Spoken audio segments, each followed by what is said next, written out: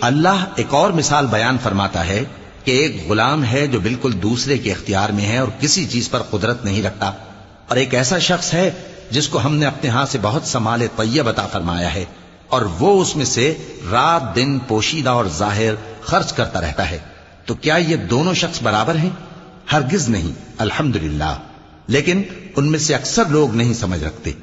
اور اللہ ایک اور مثال بیان فرماتا ہے کہ دو آدمی ہیں، ایک ان میں سے گونگا اور کسی کا غلام ہے بے اختیار و ناتواں کہ کسی چیز پر قدرت نہیں رکھتا اور اپنے مالک کو دوبھر ہو رہا ہے، وہ جہاں اسے بھیجتا ہے کبھی اچھی خبر نہیں لاتا۔ کیا ایسا گونگا بہرا اور وہ شخص جو سنتا بولتا اور لوگوں کو انصاف کرنے کا حکم دیتا ہے اور خود سیدھے رستے پر چل رہا ہے، دونوں برابر ہو سکتے ہیں؟